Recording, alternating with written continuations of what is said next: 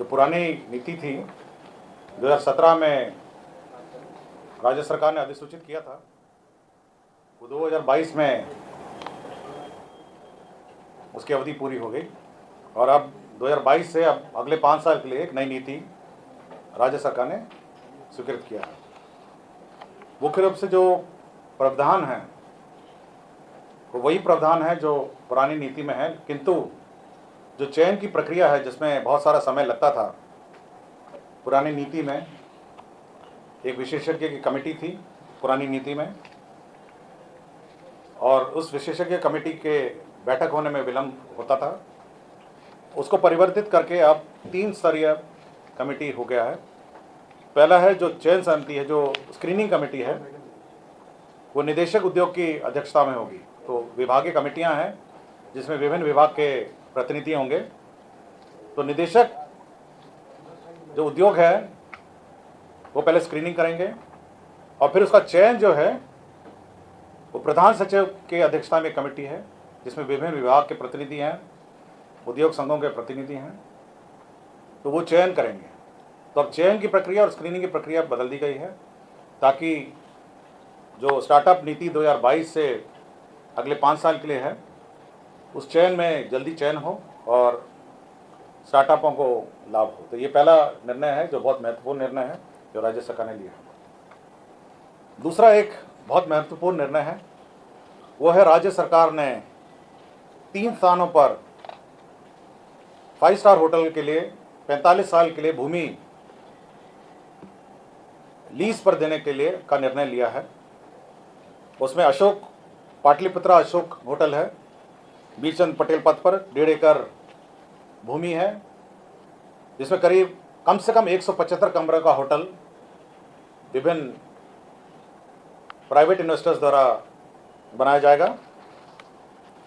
दूसरा आपका Bankipur bus stand है, गांधी मैदान पटना की भूमि, ये करीब 3.5 एकड़ की भूमि है।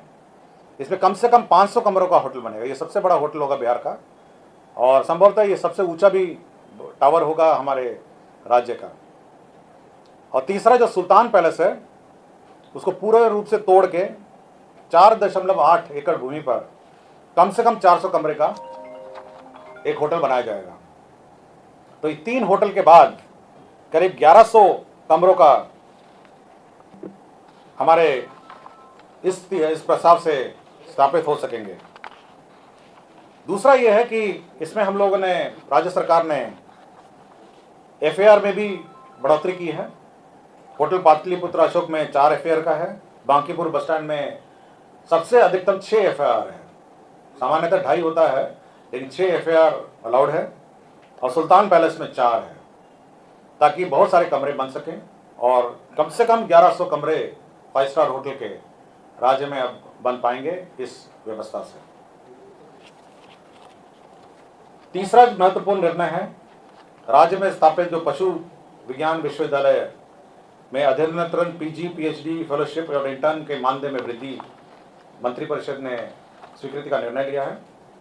इसमें एमवी साइंस के 2 साल का जो कोर्स है उसमें प्रस्तावित मानदेय 7,650 प्रति माह कर दिया गया है।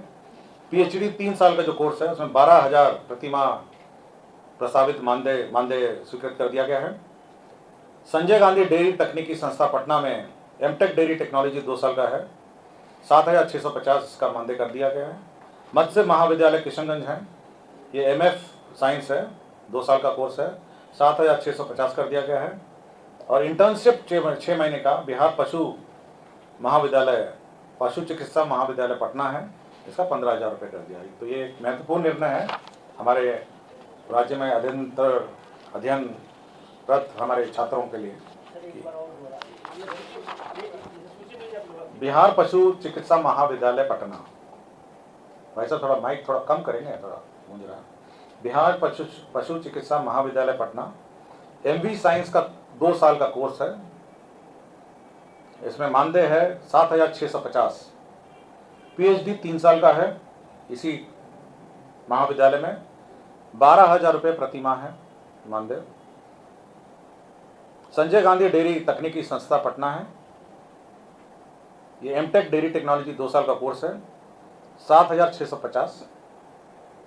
मत्स्य महाविद्यालय किशनगंज, एमएफ साइंस है 2 साल का 7,650 प्रतिमाह, और इंटर्नशिप 6 महीने का बिहार पशु चिकित्सा महाविद्यालय पटना 15,000 प्रतिमाह। जो इसके रेट कम थे, पहले 2,000, 3,000, 2,000, 5,000 थे, इसको बढ़ा के हम लोगों ने जो अधिकतम है, अगर लास्ट अब देखेंगे बिहार वेटनरी कॉलेज पटना के, उसमें मानदेय था 5,000, जिसको बढ़ा के 15,000 कर दिया है। मतलब जस्ट एक मैं अब नमूने के तौर पे आपको बता रहा हूँ, 5,000 को बढ़ा के अब 15,000 हो गया है बिहार पशु चिकित्सा महाविद्यालय के इंटर्नशिप के। पुराना वाला पढ़ूँ, एमबी साइंस का है 2,000 था पहले, पीएचडी 3 साल वाले का 3,000 था, Sanjay Gandhi Institute of Dairy Technology MTech dairy में 2,000 था, और इंटर्नशिप का बिहार वेटनरी कॉलेज का 5,000 था।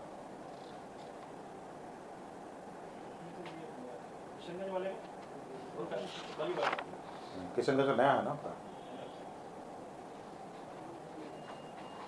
एमएफ साइंस है 2 साल 7,650। ठीक है। तीसरा एक महत्वपूर्ण निर्णय राज्य सरकार ने लिया है, जो है जो खनन का जो ये जो बालू घाटों का बंदोबस्ती, तो विभिन्न 5 बालू घाट जो 5 वर्ष के लिए बंदोबस्ती की जाएगी, तो हमारे जिला समर्था जो हैं वो ई नीलामी के माध्यम से करेंगे 5 वर्षों के लिए। इसमें जो रिजर्व जमा है, सुरक्षित जमा है, वो जो सुरक्षित जमा 2021 में प्राप्त थी, जो के आलोक में प्राप्त राजस्व पर 50% की वृद्धि हुई।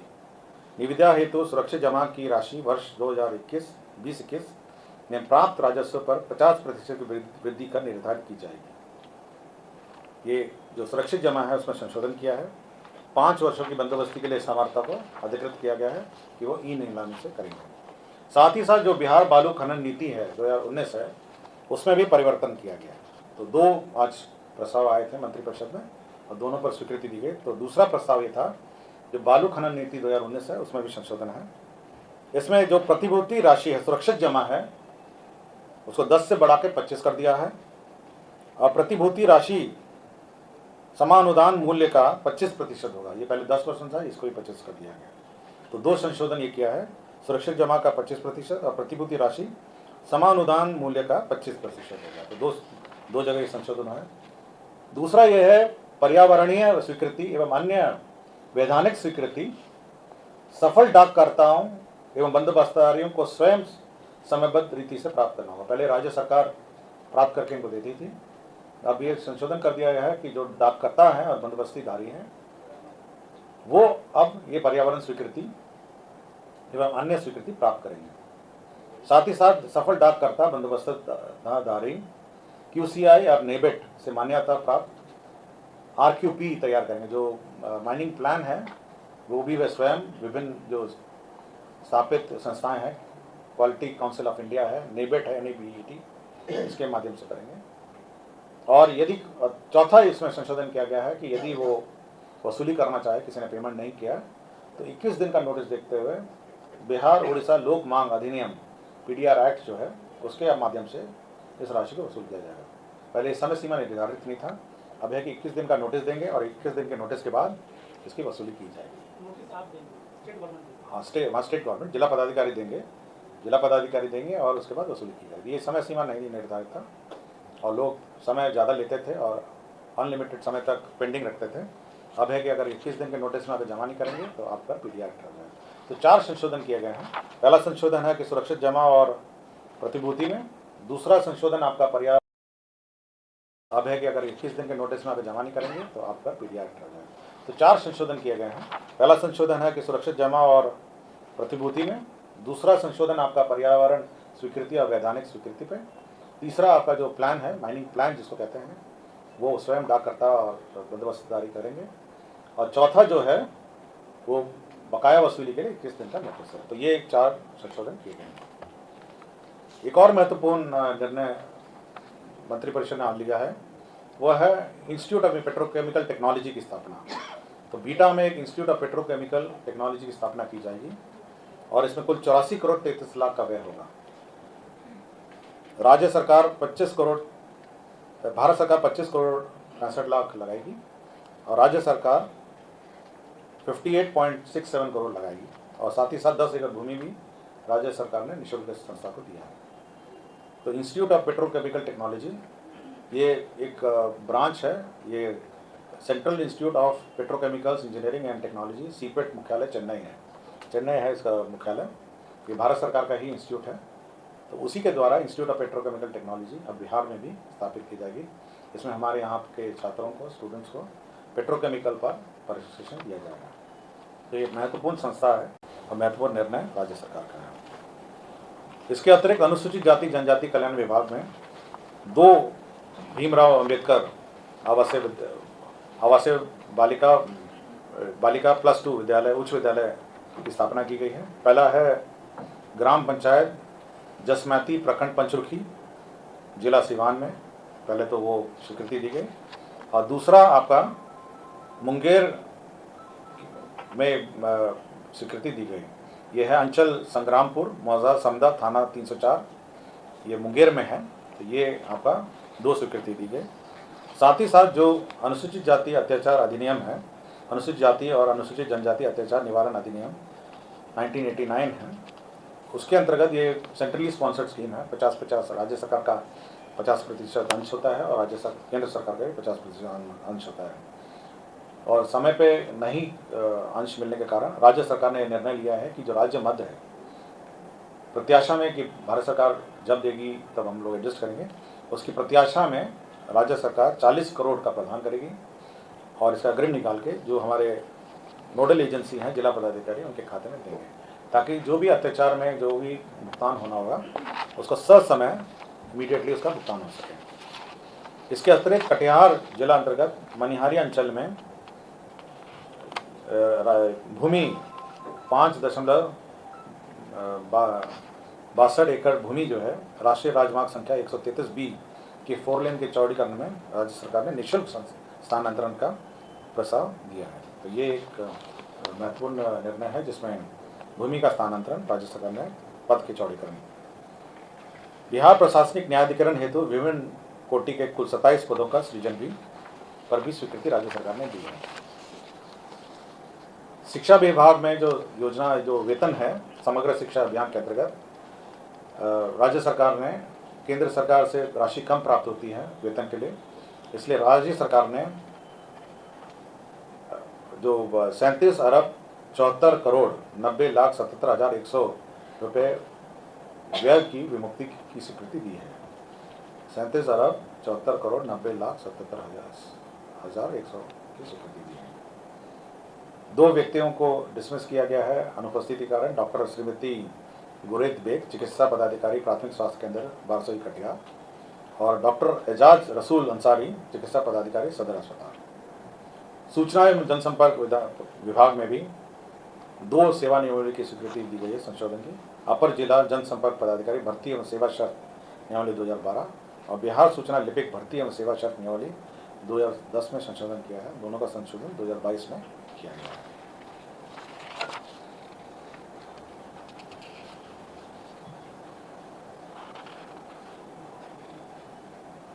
शिक्षा विभाग में ही जो आप जानकारी होगी कि बिहार विद्यालय परीक्षा समिति संबद्धता नियमावली 2011 के आलोक में राज्य में अनुदानित 599 इंटर स्तरीय महाविद्यालय +2 एवं 16 माध्यमिक विद्यालय में से 461 इंटर स्तरीय महाविद्यालय +2 एवं 15 माध्यमिक विद्यालय को संबद्धता के लिए मापदंड के लिए समय निर्धारित किया गया था। ये समय 31 दिसंबर 2021 को समाप्त हो गया था। आपको जानकारी होगी ये समय पर ये बढ़ा है और आखिरी बार ये 31/12/2021 तक ये बढ़ाया गया था। अब क्योंकि कोरोना काल में ये कुछ संस्थाएं अपने मापदंड को पूरा नहीं कर पाए हैं, इसलिए अब विभाग के अनुरोध पे कि इसको दिसंबर